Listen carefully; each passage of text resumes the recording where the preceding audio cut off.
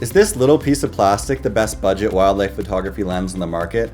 And can it even compete with professional grade lenses? In this video, we're going to find out.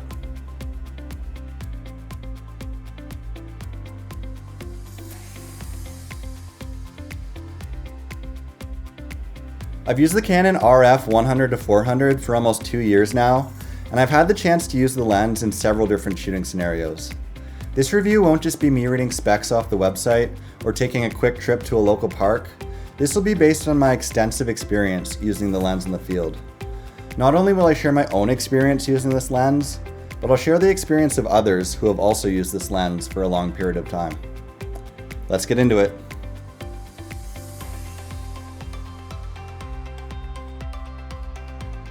The Canon RF 100-400mm lens retails at just $879 Canadian. This lens has frequently gone on sale through the Canon website, and you can find it on places like Facebook Marketplace for discounted values as low as $600. To put this price into context, a predecessor of this lens, the Canon EF 100-400mm Mark II, which had a maximum aperture of f5.6, comes in around $3,000. Another alternative in the L series lineup that has slightly more zoom is the Canon RF 100-500mm lens that comes in just under $4,000 Canadian. In this graph, I've added in the Pro Series options from Nikon and Sony to put the cost of the RF 100-400mm lens into perspective. So the RF 100-400mm is priced notably lower than the alternatives, but now let's look at how this impacts the specs, usability, and results.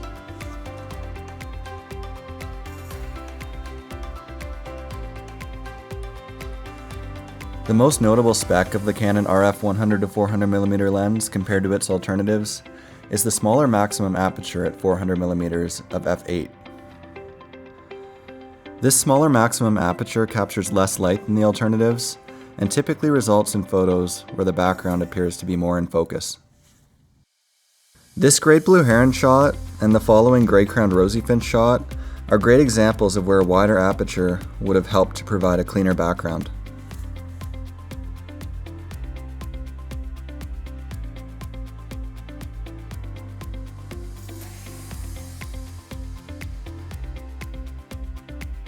With that said, if you understand the limitations of the lens and position yourself appropriately, you can still take photos that have a shallow depth of field and a professional feel.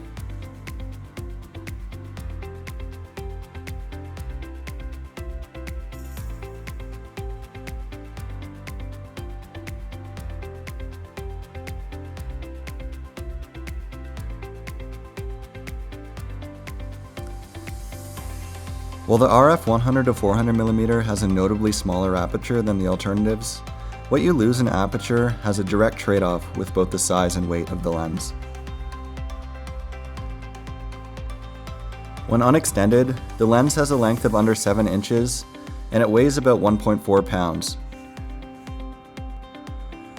To put the weight of this lens into context, I've once again plotted it against the same 4 alternatives. The compact nature of this lens makes it very unintrusive and travel-friendly. The size and weight of this lens makes it almost unnoticeable on longer walks, and I've even been able to fit this lens into my trail running pack. Having the ability to be so mobile with this lens allowed me to photograph this dusky grouse high in the alpine of the Rocky Mountains, a situation where I usually would have left any other large telephoto lens at home. This lens is also so light that it can allow you to shoot your subjects in unique ways. I don't think there's any other telephoto lens that I'd be comfortable holding with one hand over the edge of a boat at water's edge. This technique has allowed me to capture some of my favorite photos of common looms.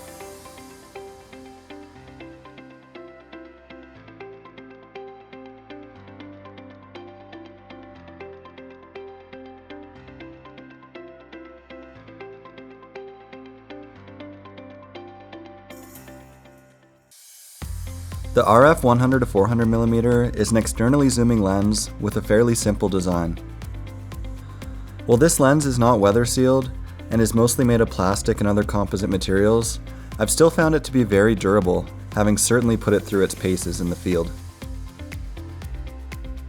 I've gotten this lens wet and covered in mud and sand while crawling around out shooting shorebirds, and after 2 years I have almost no dust inside the barrel of the lens.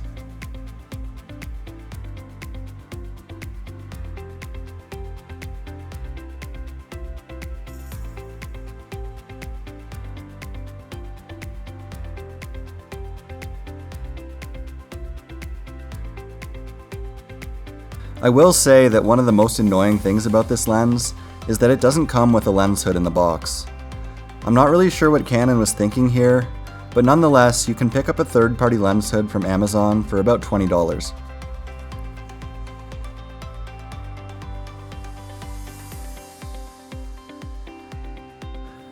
My experience with the autofocus of the RF 100-400 is that it is very fast, responsive, and reliable. I've experienced great autofocus performance with this lens in scenarios that are typically challenging, such as low light shooting, images with cluttered backgrounds, and birds in flight. I've exclusively paired this lens with the entry-level crop sensor Canon R10 camera, so I'd expect any autofocus performance from higher-end Canon bodies to be another step above.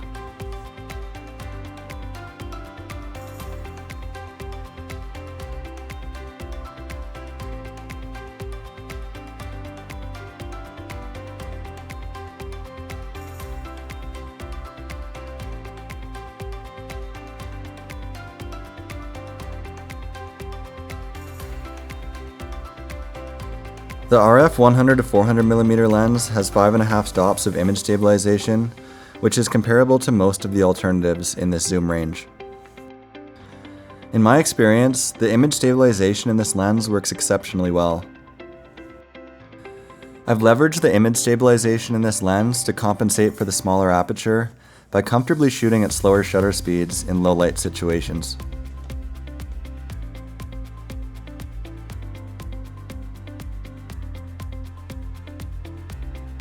The image stabilization in this lens also works very well to capture steady handheld video when you're out in the field and shooting on the move.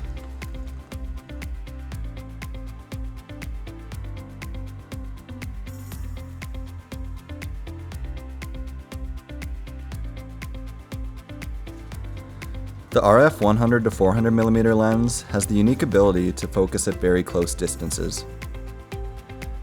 At 400mm, the minimum focusing distance is just under 3.5 feet. This allows for an impressive maximum magnification value of 0.41. The practical implication of these specs in the field is that if you're close to your subject, you can capture exceptional details. Here's a couple creative plumage shots that leverage the minimum focus distance in this lens, captured by my friends Jack and Kareem.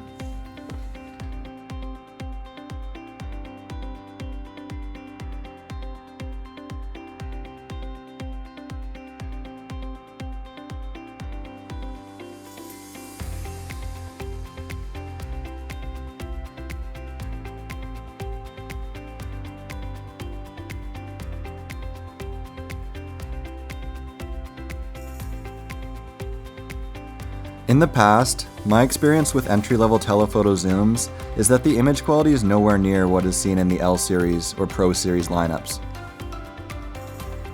That is not the case with the Canon RF 100-400mm lens. This lens not only produces tack-sharp image quality, but it also produces images with fuller contrast in the raw files.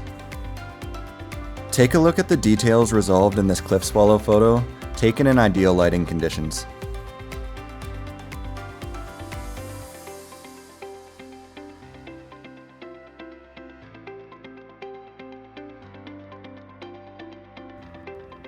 Even with the lens's f8 aperture and low lighting conditions, the sharpness of this lens is very obvious.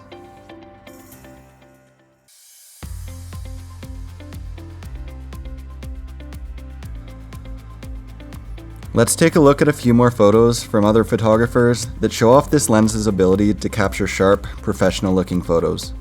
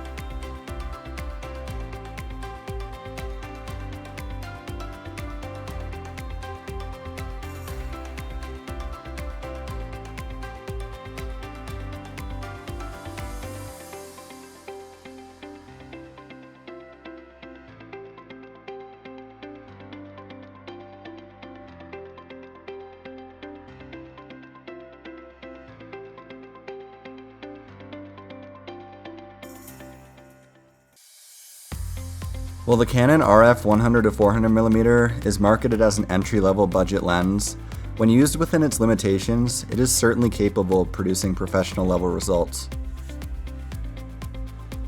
If you're just getting into wildlife photography and you don't want to break the bank, I don't know if there's a lens option out there that offers better value for your money.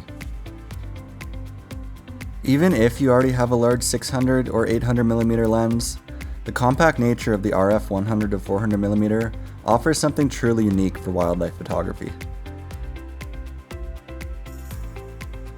If you found this review of the Canon RF 100-400 helpful, please let me know in the comments, like, and subscribe. We'll see you in the next one.